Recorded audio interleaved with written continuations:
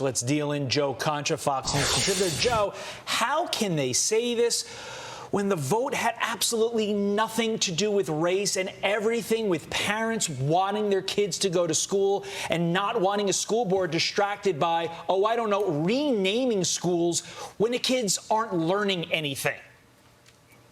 Right, renaming schools such as schools named after George Washington, you know, the guy who won the Revolutionary War, and Abraham Lincoln, the guy who freed the slaves. Yeah, that made sense. Thankfully, parents pushed back on that ridiculous notion, too. But the author of this piece, her name is Nicole Hemmer. No relation to Bill Hemmer. We must make that very clear. Right. And she says, quote, in places like Loudoun County in San Francisco, conservative activists are attempting to do the same today, refashioning a suite of school discontents into a wave of Republican victories, unquote.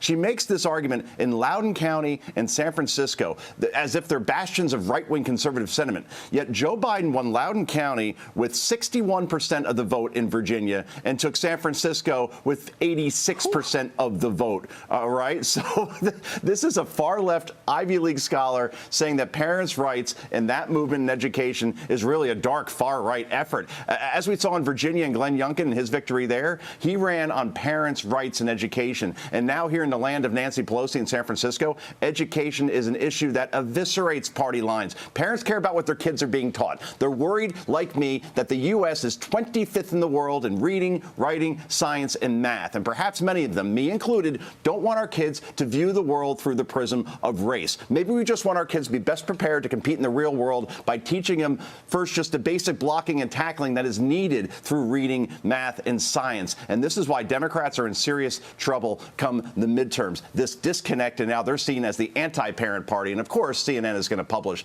this sort of stuff because they're disconnected as well. Yeah, 100%. Speaking of disconnected, Joy Behar said this on The View yesterday about masks. Watch this.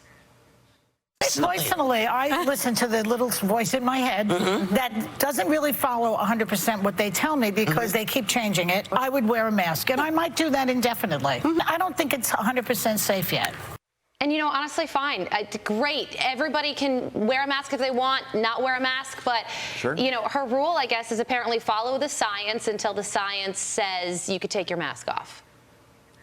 Right. And the science says that yesterday, New York City averaged, let's see, about 1,100 COVID cases. All right. That's a city of 8 million. That number was 40,000 just 1 month ago. So COVID is drastically down in terms of transmission, in terms of spread. Local indoor mask mandates are being dropped, except in schools, of course. We can't have that. It's Sarcasm Friday, by the way, in case anybody didn't understand that tone. But I just find it so ironic. Here you have Behar and 3 other women talking about the importance of masks. Yet they're sitting around a table indoors talking to each other for an hour without one. So, look, this is the type of COVID panic porn that America has become absolutely sick and tired of. And until you could actually find somebody from the right, or at least right of center, that can make a decent argument at that table and push back on Behar, ratings at The View are going to continue to plummet for that show. It's simply just an echo chamber at this point. And it was a lot more interesting when Meghan McCain was there. That I can tell you. You know, when Joy Behar refers to that little voice inside her head,